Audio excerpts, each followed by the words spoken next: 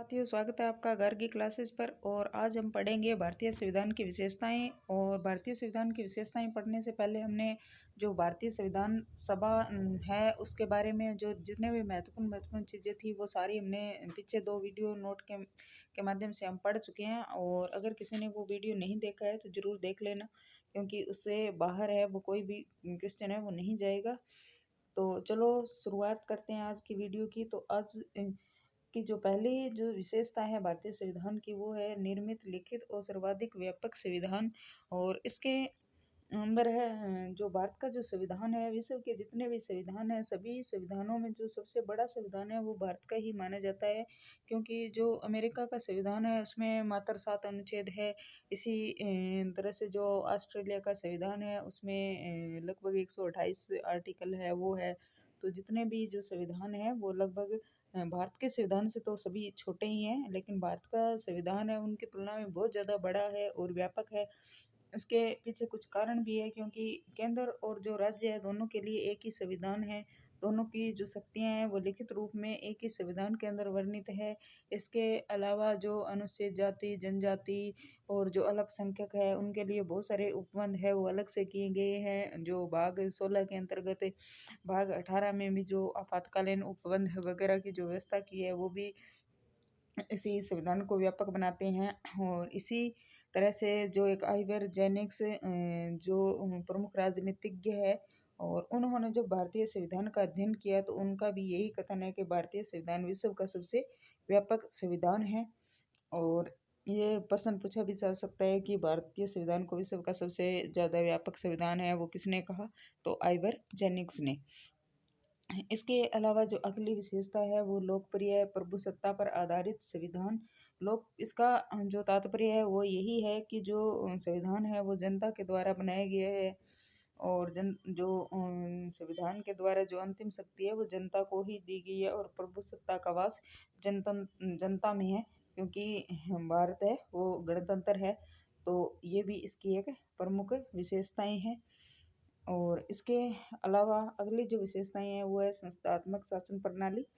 और इसे waste minister सरकार या उत्तरदायी सरकार, मंत्रिमंडल सरकार, प्रधानमंत्री सरकार भी कहा जाता है, क्योंकि यहाँ जो सरकार होती है वो सामूहिक रूप से उत्तरदायी होती है अपने कार्यों को लेकर। तो और ये वेस्ट मिनिस्टर सरकार यानी जो ब्रिटेन की संस्थात्मक व्यवस्था है उसी से जो भारतीय संविधान में ये व्यवस्था है वो अडॉप्ट की गई है। और सामूहिक उत्तरदायित्व पाया जाता है। और इसके अलावा जो अगली विशेषता है वो ये है कि कठोर व लचीलेपन का मिश्रण।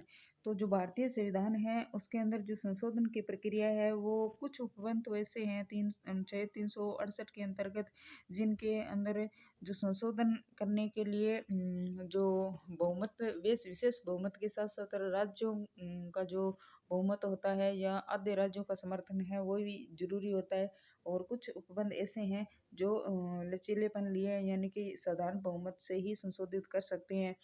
जिस तरह से ब्रिटेन का जो संविधान है वो बहुत ज़्यादा लचीला है और वहाँ की जो संसद है वो कोई भी जो संशोधन है वो कर सकती है और उसे किसी भी न्यायपालिका वगैरह में भी चुनौती नहीं दी जा सकती। इसके अलावा जो अमेरिका का जो संविधान है वो बहुत ज़्यादा कठोर है, क्योंकि उसमें संशोधन के लिए जो राज्यों का समर्थन होना बहुत ज़रूरी है। इसके अलावा जो अगली विशेषता है वो है एकात्मक व संघात्मक दोनों लक्षणों का मिश्रण। तो भारतीय जो संविधान है वो कैसा है और उसकी जो प्रकृति है वो कैसी है, तो इसके अंदर कुछ एकात्मक लक्षण भी पाए जाते हैं, कुछ संघात्मक लक्षण भी पाए जाते हैं। तो हम देख लेते हैं कि एकात्मक लक्षण है वो कौन कौन से हैं।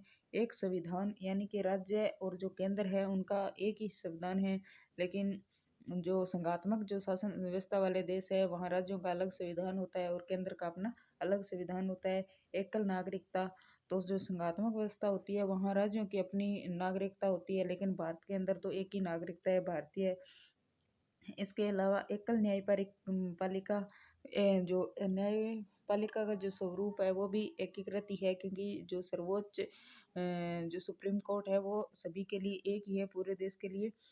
इसके अलावा आपातकाल उपबंध है, ये भी जो हमारी जो व्यवस्था है उसको एकात्मक बनाते हैं, क्योंकि जब भी आपातकाल वगैरह के जो प्रावधान है लगते हैं तो जो सारी शक्तियाँ हैं वो केंद्र को हस्तांतरित हो जाती है। इसके अलावा राष्ट्रपति के द्वारा जो राज्यपाल की नियुक्ति की जाती है, तो राज्यपाल भी केंद्र के एक एजेंट के रूप में राज्य के अंदर काम करते हैं। इसी तरह से जो अखिल भारतीय सेवाएँ हैं, इनका जो सर्जन है या जो ये सेवाएँ जब कार्य करती है, तो ये सेवाएँ राज्य के अंदर कार्य करती है। जैसे हमारे जिला कलेक्टर हो गए, तो लेकिन ये संघ के एजेंट या संघ के द्वारा ही इनको नियुक्त किया जाता है और इनकी जो सारी शक्तियाँ वगैरह है वो संघ के हाथ में ही होती है।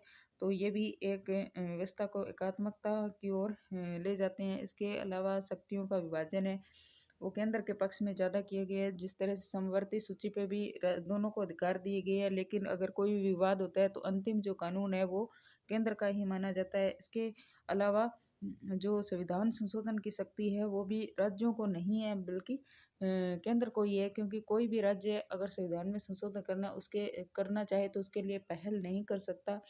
और जब संशोधन किए जाते हैं तो बहुत कम मामले ऐसे हैं जिनमें राज्यों का जो समर्थन है वो भी केवल आधे ही राज्यों का समर्थन जरूरी होता है। तो इसी तरह से ये भी एकल नागरिकता की ओर एकात्मकता की ओर जो प्रावधान है वो एकात्मकता की ओर झुका हुआ है। इसके अलावा जो संघात्मक लक्षण है वो कौन कौन से हैं, जैसे दो सरकारें, एक राज्य की अपनी सरकार होती है, केंद्र की अपनी सरकार होती है, तो ये लक्षण संघात्मकता का है। शक्तियों का विभाजन, जैसे जो 7वीं अनुसूची के दो अनुच्छेद 246 के अंदर केंद्र राज्यों के अंदर जो 3 सूचियों के अंदर हिस्से हैं उनको बंटवारा किया गया है, संघ सूची, समवर्ती सूची और जो राज्य सूची है वो है। इसके अलावा जो अवशिष्ट शक्तियाँ हैं वो भी केंद्र को ही दी गई है। इसके अलावा लिखित संविधान, ये भी संघात्मकता का लक्षण है। संविधान की सर्वोच्चता, संविधान की कठोरता, स्वतंत्र न्यायपालिका और संसद के 2 सदन और उच्च सदन, राज्यों का सदन, यानी राज्यों का जो प्रतिनिधित्व करने के लिए केंद्र के अंदर राज्यसभा का जो गठन है वो भी संघात्मकता की ओर है। तो कई बार ये क्वेश्चन बन सकता है कि कौन से लक्षण है वो एकात्मकता के है, कौन से लक्षण है वो संघात्मकता के। तो यहाँ से जितने भी जो लक्षण थे वो मैंने सभी इसमें नोट किए हैं, तो आप इसको अच्छे से देख लेना। इसके अलावा जो अगली जो विशेषता है वो है संविधान की सर्वोच्चता। जैसे ब्रिटेन के अंदर संसद है वो सर्वोच्च है, लेकिन अमेरिका की अगर बात करें, यूएसए की, तो वहाँ जो न्यायपालिका है वो सर्वोच्च है। लेकिन भारत के अंदर जितने भी जो विधि विधान है या जो राज्य की व्यवस्था चलती है तो वो सारे संविधान के अनुसार ही चलती है। कहीं भी संविधान के विपरीत अगर कोई कार्य होता है तो ये सुप्रीम कोर्ट को ये पावर है कि वो उसे शून्य घोषित की कर सकती है या उसे उसके खिलाफ कार्रवाई भी कर सकती है। इसके अलावा जो अगला जो भारतीय संविधान की विशेषताएं हैं वो है मूल अधिकार और मूल कर्तव्य। तो मूल अधिकार है ये संविधान के भाग 3 के अंदर लगभग 7 मूल अधिकार है वो प्रदान किए गए थे मूल संविधान में, लेकिन वर्तमान में जो 6 मूल अधिकारी है, क्योंकि संपत्ति का जो अधिकार था वो हटा दिया गया है। और ये मूल अधिकार है जो व्यक्ति को राज्य के विरुद्ध मिलते हैं और नकारात्मक प्रकृति के हैं, क्योंकि राज्य को बहुत सारी चीज़ों में हस्तक्षेप करने से मना किया गया है। और इसी के साथ व्यक्ति के जो मूल अधिकारों का हनन होता है, तो जो अनुच्छेद 32 है वो संवैधानिक उपचारों के तहत सुप्रीम कोर्ट को 5 प्रकार के जो रिट जारी करने का भी अधिकार देता है। इसके अलावा मूल कर्तव्य है वो संविधान के भाग 4 क में जोड़े गए हैं और ये बाद में जोड़े गए हैं। मूल संविधान में मूल कर्तव्य नहीं थे और 42वें संविधान संशोधन 1976 के द्वारा जो इंदिरा गांधी की सरकार थी तब इन्हें जोड़े गए और सरदार सवर्ण सिंह समिति की सिफारिश पर जोड़े गए। तो ये भी जो इम्पोर्टेंट चीज़ें हैं वो मैं साथ साथ बता रही हूँ।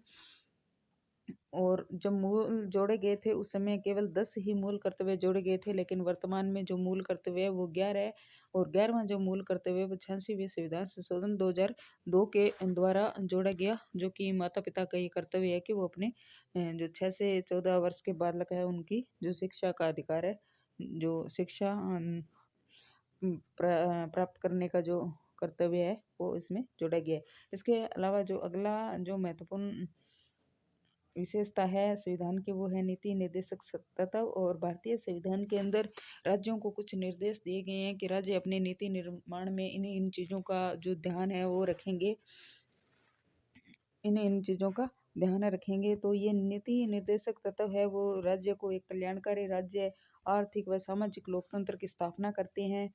और ग्रैनविल ऑस्टिन ने भी यही कहा है कि मौलिक अधिकार और नीति निर्देशक तत्व है वो राज्य की आत्मा है। और ये बहुत ज़्यादा इम्पोर्टेंट है नीति निर्देशक तत्व। और इनके बारे में डॉक्टर बी आर अम्बेडकर भी कहते हैं कि जो सरकार नीति निर्देशक तत्वों की अवहेलना करेगी उसे आने वाले 5 वर्षों में जब चुनाव होंगे तो उसका खामियाजा है वो जनता अपने आप चुका देगी।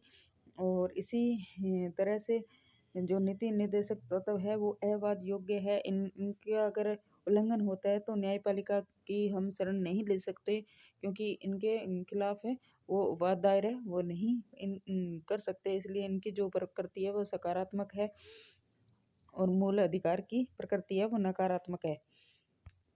इसके अलावा मूल कर्तव्य के बारे में हम देख चुके हैं। और एक और भारतीय संविधान की जो एक अनोखी विशेषता है वो विश्व में वैसी विशेषता है वो किसी भी संविधान की नहीं है। आप किसी भी देश के संविधान का अध्ययन करना, लेकिन भारत के जो संविधान है वो एक नहीं दो नहीं बल्कि तीन तीन जो सरकारें हैं उनको संवैधानिक दर्जा है वो भारतीय संविधान के द्वारा दिया गया है, जिसमें केंद्र सरकार है, राज्य सरकार है और तीसरी जो सरकार है वो 33वें संविधान संशोधन के माध्यम से जो पंचायती राज और नगरीय सुशासन है उनको भी संवैधानिक जो दर्जा है वो दिया गया है। और ऐसी विशेषताएं हैं वो अपने आप में भारतीय संविधान के अंदर ही है, तो ये एक दुर्लभ विशेषता है। इसके अलावा जो अगली विशेषता है वो है वैश्विक मताधिकार। और वैसा जो मताधिकार का जो प्रस्ताव था जब जो संविधान सभा ने पारित किया तो ये सबसे कम समय में पारित होने वाला प्रस्ताव था और सबसे कम विवाद इसी प्रस्ताव पे हुआ था। इसे सर्वसम्मति से पास किया गया था। तो उस समय जब भारतीय जो मूल संविधान में वयस्क मताधिकार की जो उम्र थी वो 21 वर्ष थी, लेकिन 61वां संविधान संशोधन 1989 के अंदर राजीव गांधी की सरकार ने इस आयु को 21 वर्ष से घटाकर 18 वर्ष कर दिया गया। तो ये भी पूछ सकते हैं कि जो मतदान की आयु है वो 21 से घटाकर 18 कब की गई, तो 61वें संविधान संशोधन 1989 के माध्यम से। इसके अलावा अगला जो अ, महत्वपूर्ण जो विशेषता है भारतीय संविधान की वो है संकटकालीन प्रावधान। और संकटकालीन प्रावधानों में जो देश का शासन है, जो शासन की जो शक्तियाँ हैं वो एकीकृत हो जाती है, केंद्र के अंदर हस्तांतरित हो जाती है। तो अनुच्छेद 352 के अंदर जो राष्ट्रीय आपात है वो तीन तरह से या तीन आधारों पर राष्ट्रीय आपात की उद्घोषणा की जा सकती है, जिसमें एक है युद्ध, दूसरा बाहरी आक्रमण और तीसरा सशस्त्र विद्रोह। और ये जो सशस्त्र विद्रोह शब्द है ये 44वें संविधान संशोधन जो हुआ था 1978 के अंदर मोरारजी देसाई की सरकार थी उन्होंने जोड़ा था। इससे पहले सशस्त्र विद्रोह शब्द की जगह जो मूल संविधान के अंदर शब्द था अशांति आंतरिक अशांति जो शब्द था वो जोड़ा गया था, लेकिन बाद में सशस्त्र विद्रोह शब्द जोड़ा गया। इसके अलावा जो अगला उपबंध है वो है अनुच्छेद 356 के अनुच्छेद। और इसके अंदर जो राज्यों का अगर शासन है, अगर कहीं भी राष्ट्रपति को यह लगता है कि भी इस राज्य का जो शासन है वो संवैधानिक उपबंधों के आधार पर नहीं चल रहा, यहाँ बहुत सारी गड़बड़ हो रही है या संवैधानिक तंत्र है उसकी विफलता की आशंका लग लगती है, तो जो राज्यपाल होता है केंद्र स्टेट के अंदर वो भी सेंटर का एक एजेंट के रूप में काम करता है, तो वो भी सिफारिश कर सकता है। तो राज्य के अंदर जो राष्ट्रपति शासन लगता है वो 356 है। और 356 की ये भी विशेषताएं हैं, ये किसी भी एक स्थान के लिए लगाया जा सकता है, ऐसे नहीं है कि ये पूरे देश में एक साथ लागू हो जाए। तो पूरे देश जितने क्षेत्र के अंदर लगता है कि यहाँ यहाँ संवैधानिक जो तंत्र है इसकी विफलता हो रही है तो वहाँ वहाँ इसको लगाया जा सकता है। इसके अलावा जो अगला उपबंध है वो है अनुच्छेद 360। और इसके अंदर वित्तीय आपातकाल का अगर देश के ऊपर कोई भी आर्थिक संकट आता है या देश की जो वित्तीय हालत है वो खराब हो जाती है तो ये हमारे लिए सौभाग्य की बात है कि अभी तक हमारे देश के अंदर एक बार भी वित्तीय आपातकाल है वो नहीं लगा है। इसके अलावा कुछ और महत्वपूर्ण चीज़ें थी जो मैं लेकर आई हूँ।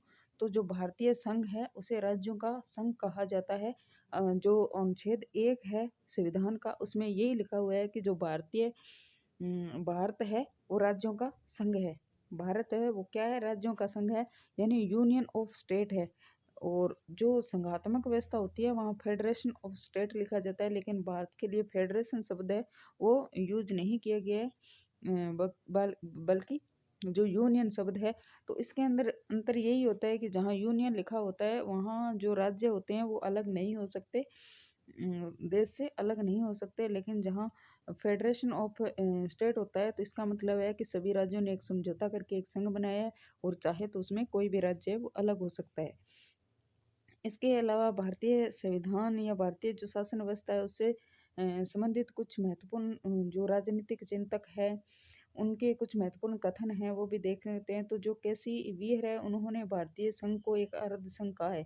उन्होंने कहा है कि ये पूरी तरह से संघ नहीं है, इसमें कुछ जो लक्षण है वो संघवाद के हैं और कुछ अन्य विशेषताएं हैं, तो इसे एक अर्धसंघ कहा है। इसके अलावा डॉक्टर अम्बेडकर ने भारतीय संविधान को संघात्मकता के तंग ढांचे में नहीं डाला गया है, ये डॉक्टर बी आर अम्बेडकर का कथन है। इसके अलावा जो ग्रेनविल ऑस्टिन है और इन्होंने भी भारतीय संविधान का अध्ययन किया, और इन्होंने जो भारतीय संविधान है उसकी विशेषता सौहार्दपूर्ण संघवाद का है। इसके अलावा मॉरिस जोन्स ने सौदेबाजी संघवाद का है। और जो डी बसु है इन्होंने भारतीय संविधान को एकात्मक और संघात्मक का मिश्रण कहा है, इन्होंने कहा दोनों मिला जुला रूप है। इसके अलावा संघवाद से संबंधित एक और महत्वपूर्ण जो फैक्ट था वो में है कि संघवाद को भारतीय संविधान का मूल ढांचा है वो किस वाद में घोषित किया गया है, तो ये है एसआर मुंबईयावाद। और सर्वोच्च न्यायालय ने जो संघवाद को भारतीय संविधान का मूल ढांचा है वो घोषित किया गया है। तो अंत में ये जो मैंने महत्वपूर्ण जो फैक्ट बताए हैं ये भी बहुत ज़्यादा महत्वपूर्ण है और ये पूछे भी जाते हैं परीक्षा में। अगर वीडियो आपको पसंद आया हो तो वीडियो को लाइक ज़रूर करना, शेयर करना और चैनल को सब्सक्राइब करना, और कमेंट बॉक्स में ये ज़रूर बताना कि आपको वीडियो है वो कैसा लगा। और इसी तरह से निरंतर आपको छोटे छोटे वीडियो है वो मिलते रहेंगे। वीडियो देखने के लिए धन्यवाद।